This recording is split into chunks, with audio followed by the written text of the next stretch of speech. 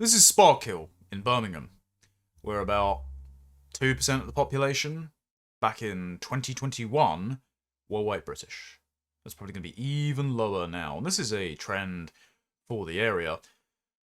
The entirety of Birmingham's become a miniature Pakistan because we had the bright idea in the 1950s.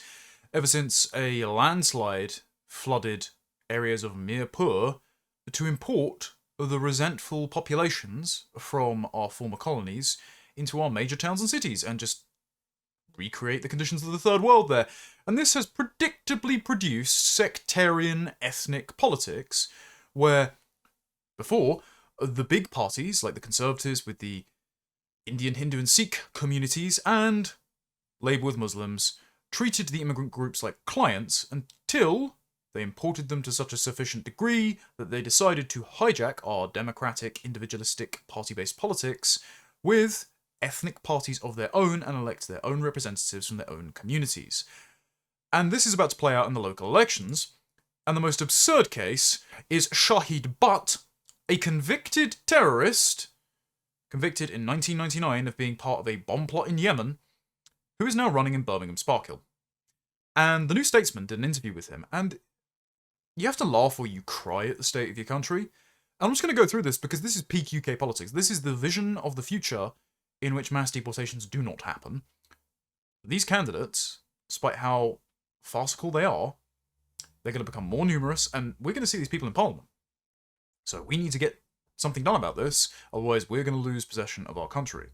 And that something done is not make an expedient alliance with these people, because they just have completely different priorities to us. They do not consider us their moral equals, they do not have the same vision of the future as we do, and out of habit or spite, they're just going to take our country away from us. Already you can see from this image, taken by Emma Trimble, of all people, from the New Culture Forum, so Emma's still doing good work. This is just one of these, dodgy luggage bric-a-brac shops that has a permanent closing down sale, and it's all just very third world coded. Anyway, Felix Pope did this interview with New Statesman, and he starts off by saying that Shahid Butt was live on TikTok, complaining that there were so many hate comments from brave keyboard warriors. What can I say? I mean, we're here, we're live, I'm standing here. Good to know that he has a object permanence. I know that's a bit difficult when you have centuries of cousin marriage behind you. Anyway, come here and say it to my face instead of giving me the big one on the old keypad. We're going to see sort of violent rhetoric repeatedly crop up throughout Shahid Butt's campaign and other history. Shahid Butt was once jailed for terrorism in Yemen in 1999 for plotting to blow up the British consulate, an Anglican church, and a hotel on Christmas Day. So he hates Christians and British people. And yet he's allowed to run for local council in our country. Why is he living here? Why has he not been denaturalised and deported? Other questions that we have to ask in this insane era that we live in. One Saturday afternoon in April, Butt set up a stall along the area's central artery. Pope had been speaking to him for weeks at this point, trying to understand who he was.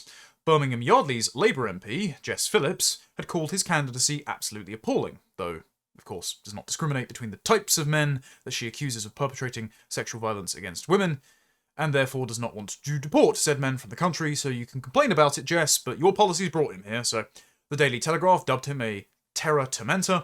Sharon Osbourne had threatened to stand against him, despite her and Bill Maher on a podcast sitting there jubilant about the fact that London is now a minority white city. They were just celebrating it over and over, but as soon as a convicted Islamic terrorist decides to run as a councillor, Sharon Osbourne, who herself is part Jewish, decides, oh, this is suddenly a threat to me personally.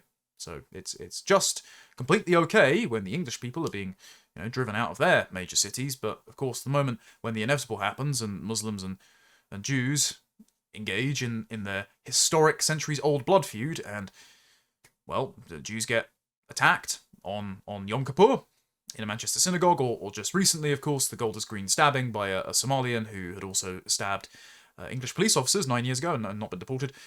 Well, at the moment that happens, suddenly it's a problem, I appreciate converts, but maybe let's not allow them to dictate the contents of the sermon when they start coming to church. Maybe some of us who were right about this problem for years and who were called racist and told that actually diversity is our strength, and to sit down and shut up and accept our replacement, maybe we should be writing the homily from now on. Anyway, Butt insisted he was innocent, stitched up by the Yemeni authorities and abandoned by Islamophobic British officials, because of course they have no concept of guilt. It's just about saving face and advantaging the Ummah, and so they will engage in taqiyya and lie, cheat, and steal just to get one over on you. And in this case, that means accruing political power and redistributing resources. Well, it's a Robin, how lovely. Redistributing resources to his clan and family network. It keeps looking at me, so this is a sign of the wonders of England and something that I don't want to be replaced.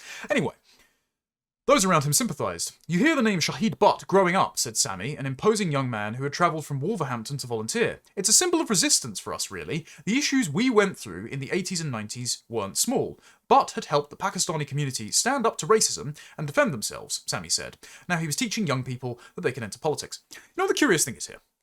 If you were just an out-and-out racist from the 70s and 80s, you would actually have a better track record of predicting what was going wrong with Britain than if you were just the moderate wet centrist at the time. Like, so the National Front and the BNP, organisations that were engaging in some irresponsible rhetoric, let's say, and who were led by non-credible people, but they were mainly sabotaged by MI5. Like, we know this. There was a conservative defector to the National Front who was working with Special Branch to waste resources and drive the division over the split in their name. The same happened with the BNP, the same happened with moderate parties like the Referendum Party or UKIP in the early 2000s. Anyway, the point being, people who were just right too soon about this problem had nowhere else to go but these kind of rambunctious, often disreputable organisations. But they were right. I mean, the National Front didn't like the Pakistani community that was established in places like Birmingham at the time. And in Rotherham in the 70s, they were reporting about the grooming gangs all the way back in 1979. There were police officers that said on the record that they would have to patrol the outside of nightclubs where Pakistani men were preying on drunk, vulnerable girls, something we've seen happening at an increasing rate now because of the wonder of camera phones and people saving girls from being preyed upon by these packs of Indian, Pakistani, and Bangladeshi men. And also all of the fake asylum seekers that keep coming over. The point being, this guy is complaining about the National Front and Pakistanis being targeted by natives who are unhappy with their behaviour. But the Pakistani community has been producing and harbouring the perpetrators of the rape gangs, who are also involved in organised drug trafficking. And now they've picked their representative to fight back against Islamophobia and racism to be a literal convicted terrorist. So I kind of think a lot of the complaints about this community from years ago were true. And this isn't making the point that you're thinking it's making. Anyway, Pope says when he arrived, Butt had been speaking to his mobile phone, probably on speaker. But he's 60 and not particularly adept at social media. He likes to make videos that are 5 to 10 minutes long in which he talks patiently to the camera from the front seat of his car. Try 40 minutes to an hour, the ad revenue's way better. If you don't have the attention span of more than 30 seconds, then maybe you just need to listen to Ahmed in it, he suggested. Though they're both 38, Ahmed Yaqub and Shakil Asfar, the men under whose banner Butt is standing, seem to have been locked in a dark room as children and allowed to scroll TikTok for 16 hours a day. The dark part about this is that Ahmed Yaqub got a profile written up about him by Will Lloyd in the Times. Will Lloyd now works for New Statesman in 2024, and everyone was laughing at him because he was presenting himself as, and I don't want to say anything troublesome here because Mr. Yaqub is very litigious, but presenting himself as kind of a flash, like Del Boy style character, almost like a Pakistani Al Capone, you know, engaging in philanthropic activity for his community, seeking to represent them in politics, while also, despite, you know, just being a lawyer, having a lot of flashy cars, which raised a few eyebrows. So at the time, he was a figure of mockery and derision. This is the famous billboard of "Vote Ahmed Yaqub" next to the rundown buildings in Birmingham. Proper UK aesthetics. But despite being a figure of mockery 2 years ago, now he's coordinating the campaigns of multiple Muslim independent candidates, including a convicted terrorist. So we can laugh about it, all we like. That's kind of a coping strategy for the fact these people shouldn't be here, they shouldn't be ruining our country, they shouldn't be ruining our politics, and they shouldn't be running little self-representing colonies in our major cities. So it's actually not that funny. It's really, really bad. Yaqub decides to dole out sort of Andrew Tate sound bites. As a man, learn to read people, manage money, and stay calm under pressure, Yaqub said in one recent TikTok. Remember that.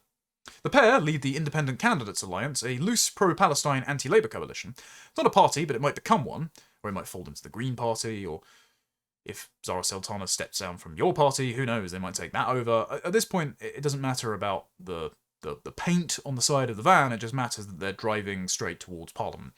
Yaqub came third in the mayoral election, tilting the balance of the contest and cutting Labour's margin. Afsar was within a few thousand votes of winning a seat at the last general election.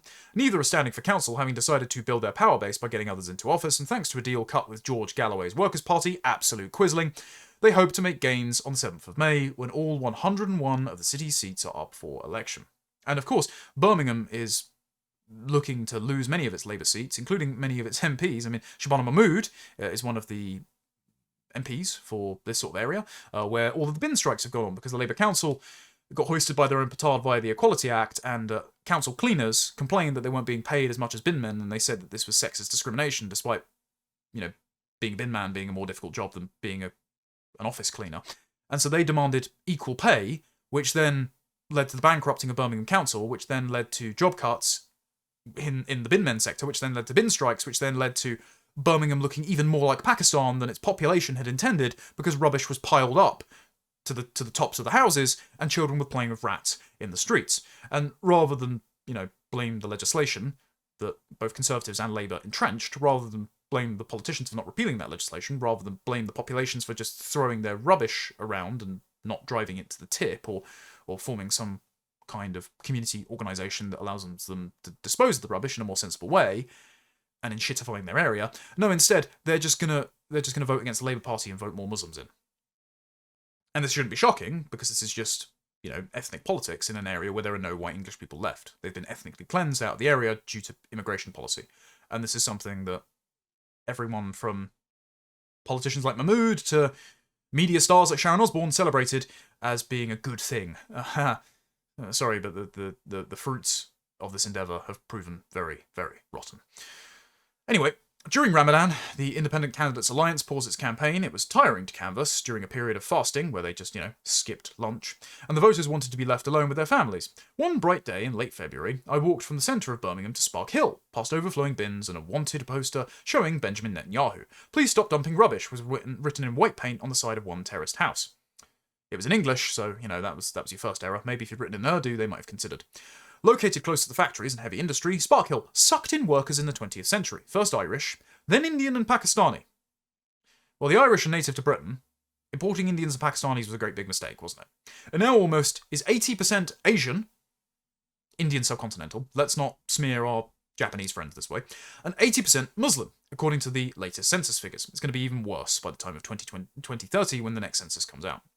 Ragged Palestinian flags, flat from lampposts, two large white banners displayed the Shahada, the Islamic declaration of faith, and declared, I'm not going to read that out just in case Muslims interpret that as a show of fealty, your religion is awful. As Butt would later put it to me, you're looking at this and thinking, oh my goodness, it's like bloody Pakistan here. Spot the white man. You're the only white man we've seen all day. Even he thinks it's absurd. He knows he's living in England and there are no white people. There are no English people. I mean, that's one-to-one because, English people are white. Just like all human beings have two legs. So, even he, the sectarian, independent, Pakistani Muslim councillor, finds it ridiculous that it's just like Pakistan, and there are no white people left. Yeah, that's a terrible thing. That should never have been allowed to happen. It shouldn't remain that way.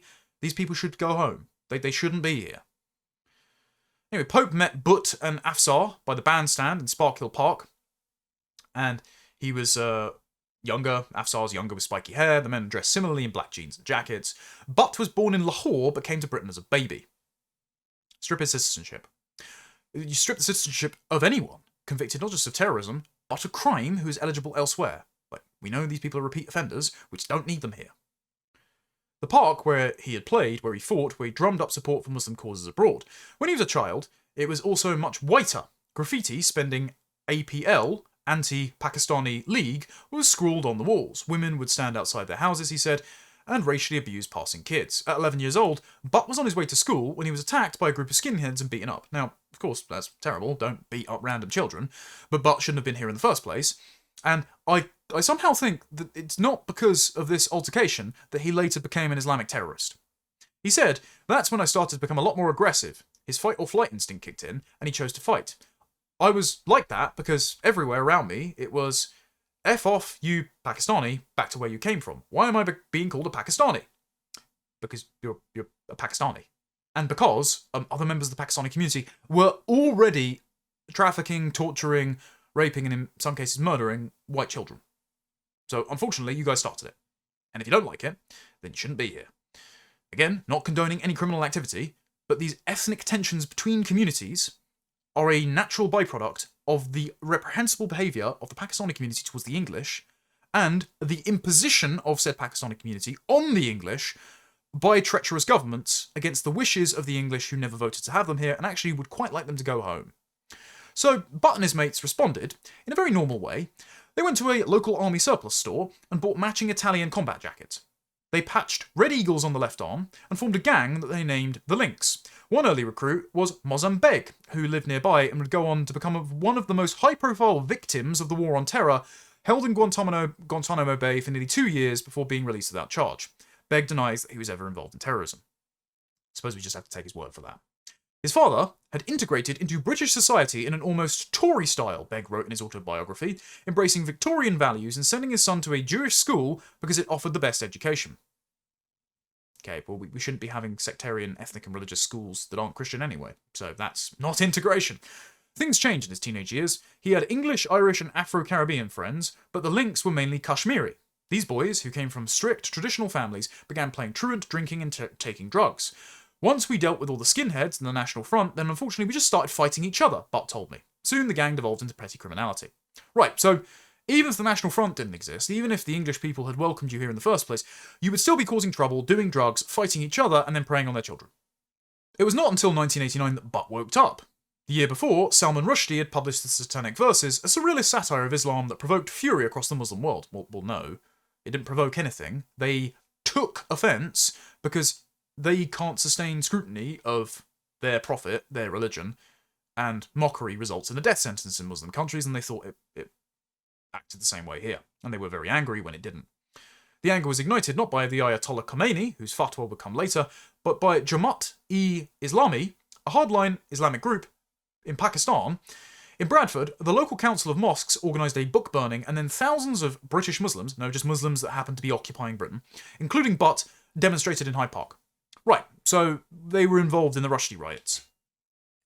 Again, why are you here?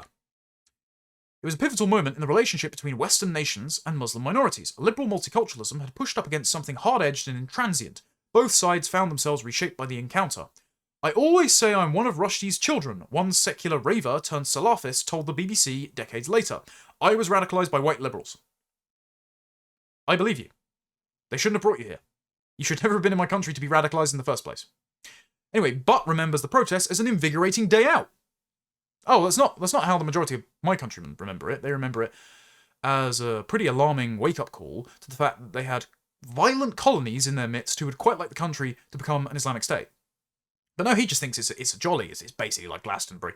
It was perhaps the only time he'd been to London since visiting Buckingham Palace with his parents, and he has no regrets about taking part. Quote, in my opinion, he's a vile piece of work. I understand that people have freedom of speech, but you don't have the freedom to insult. He would happily demonstrate against the Satanic Verses again. So he believes that Britain should institute an Islamic blasphemy law. Now, this is just a common belief across Muslims living in Britain. Henry Jackson Society did some polling, I think it was in 2023, about attitudes in the aftermath of October the 7th. Oh, no, it would have been 2024. And they found that 3/4 of British Muslims thought that Hamas did nothing wrong. 52% thought that it should be illegal to draw cartoons of their Prophet Muhammad, and a third wanted Sharia law to be the law of the land, and for Islam to become the official religion of Britain. So the majority of British Muslims living in Britain, rather, and this is mainly concentrated among second-generation British-born Muslims who went to university, so those who are most institutionalised and hypothetically integrated, according to the narrative that we hear from the Conservative Party and Labour and all of the establishment, they're the most violent, the most vitriolic, the most sectarian. And this guy, convicted terrorist, running for local council in Birmingham, says that we should have an Islamic blasphemy law and do the Satanic Verses demonstrations all over again. In the wake of these protests, someone showed Butt a video of atrocities in Bosnia and Croatia. He says, how can a human being be so evil to another human being? Yeah, I've been asking myself about that with the Pakistani rape gangs, actually. Curious you don't say anything about that. And so he hitched a ride on an aid lorry and slipped into the war zone. and he decided to fight in Bosnia and Croatia. He signed up with the Foreign Fighters Brigade of the Bosnian Army and spent several years dipping in and out of the conflict and then returning to Britain. Again, immediately should have had his passport stripped and left stranded in Bosnia. In Bosnia, he says, he fought and grew closer to God and became a real man. Then you just get a comical moment where he tells Pope that it was Jordan Peterson that's inspired him to run for council. He says, I went back to my basic instincts, which were these, in Bosnia, and he said that Peterson had instructed him to believe that in order to be a good man, you had to become capable of violence. You have to become a monster. Yeah, but the point is you have to restrain that violence and not go join foreign war zones and then bring your violent politics back to this country. Like, Jordan Peterson didn't actually advise for you to become a monster and unleash your monstrousness. Instead, he said you need to have the capacity for violence and constrain it, though impulse control is not something that's, very common in the Pakistani community, is it? Anyway, after Bosnia, he travelled to Pakistan. He'd been there before, but on a trip, a family suggested going to a big talk. The big talk was organised by Jamaat-e-Islami, the ones who had organised the Salman Rushdie protests and riots. Butt introduced himself to some of the guys on stage, and soon he was travelling to Afghanistan to train at one of their camps. This was the second Afghan civil war, in which the country splintered into bloody fragments, and Butt was now fighting in it. He then returned to England in the late 90s. He joked that he had become the big Mujahid guy, so he was part of the Mujahideen. At one point, he told Pope that he had been the Che Guevara of British Islam. London's rival Islamist factions had battled to recruit him. I'm in a group myself, he said on another occasion. I don't need to join anybody. It's like when I used to do my presentations and they would say, have you got a PowerPoint presentation? He'd go, me, I am the bloody PowerPoint presentation. This guy's literally a Four Lions character. What the fuck is he doing here? Why is he involved in our politics? This is just a nightmare. Butt then met Abu Hamza, and they got along. Both men had fought in Afghanistan, and both resented the American-aligned dictators of the Muslim world. He said things that others didn't have the guts to say.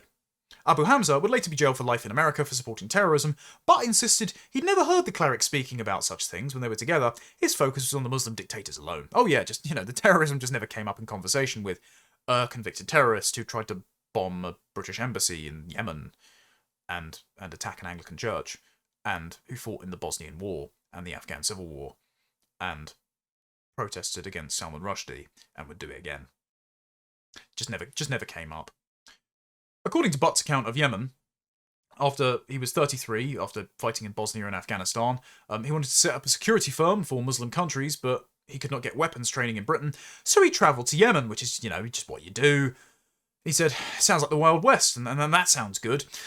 Yemeni authorities, upset at the depiction of their nation as a hub of terror, decided to frame Butt and his companions as jihadis to get back at the West, and he was tortured into confessing. I became a bargaining chip between Yemen and Britain, he told me, ruefully. Yeah, sure. Of course, that sounds plausible. That's why his trial came to a completely different conclusion. After 6 months, the judge dismissed the claims of Butt and his co-defendants that they had been tortured. Prosecutors alleged that the men, who included the son and stepson of Abu Hamza, who again just, presumably they didn't discuss terrorism with, had been sent from Britain on Hamza's orders. Once in Yemen, they had trained in a camp run by Zayn al-Abdin al-Mihar. Sorry, I'm stumbling over these Star Wars names. An Islamic militant, and they were found with rocket-propelled grenades, TNT, anti-tank rockets and mines. Butt got 5 years. As their sentences were read out, the men shouted Allahu Akbar. Really seems like they were framed there, doesn't it? Yeah, definitely framed, 100%.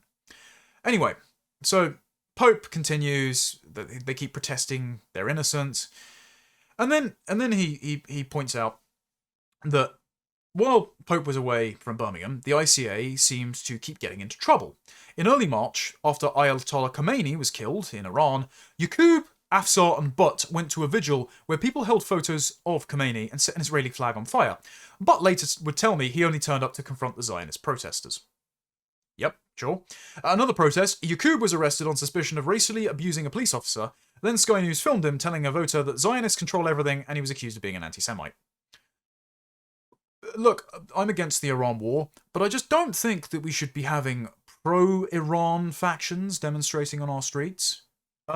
Not because they're against, for example, wasting British blood and treasure in the Middle East, or American blood and treasure for that matter. It shouldn't be America's problem. but because they're only agitating against the war because they would like to advantage the international goals of Islam, whether that's Shia or Sunni. Like they're just Islamic revolutionaries, and they just shouldn't be here. I don't care about their opinion on Zionism or Jewish people or which countries should or shouldn't be invaded. I just don't want to hear about it, and I wouldn't have to if they weren't here and able to become elected representatives in our national politics. Anyway, it's unclear what the ICA will do if they win a significant number of seats, Pope says. One campaign pledge could be fighting for Kashmiri independence, while another would impose a 30-mile-an-hour speed limit. You know, just fixing the potholes and declaring war on India. That's just, you know, domestic British issues there. Anyway, he continues to interview a bunch of these candidates, and then he asks him about what the men thought about the accusations of Zionist control, and this was prompted because of the ambulances being firebombed by what turned out to be a bunch of Pakistani men. But anyway, he says, if you want to do a comparison, we are being attacked more than Jews. I mean, that's just not true. That's factually untrue. Like the Muslim guy that apparently got stabbed on the same week as the two Jews in Golders Green was actually attacked by another Muslim. So that's just not correct. After Pope mentioned the ambulances and Butt found out that the Jewish people have their own private ambulances and their own private semi-police force, he says, hold on a minute, but I thought we were taking over the country. I thought we were Islamicizing the country. Actually, this is becoming a Jewish state, not a Muslim state. But why isn't that spoken about? You know why? Because who controls the media? They do. And then he was scrolling down and he found clips of Nick Fuentes in his social media feed. And Butt says Fuentes is a flipping psycho, but is also saying what other people don't have the guts to say. Fair play to him. He's telling you who the enemy is. Why are we getting involved in someone else's war? Christians ought to side with Muslims because the Jews say in their Talmud that Jesus is in hell being boiled in his own excrement.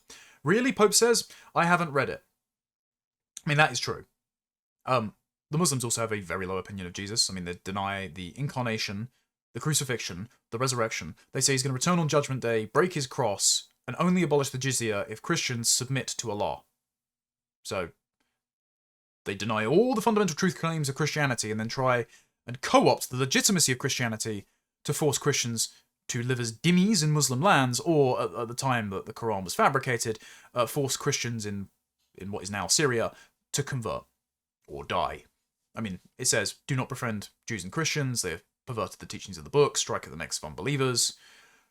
The Quran and Hadiths are not friendly to Christianity, and so the vision of a Christian-Muslim alliance is farcical, because you will be the junior partners in that alliance whether you like it or not, and your country will be stolen from you. So, it's also conspicuous as well that he doesn't mention the element, the nativist, the pro-white element of Nick Fuentes' messaging, which is saying that Islam doesn't belong in America, it doesn't belong in Europe, mass migration has been a disaster, it needs to be reversed.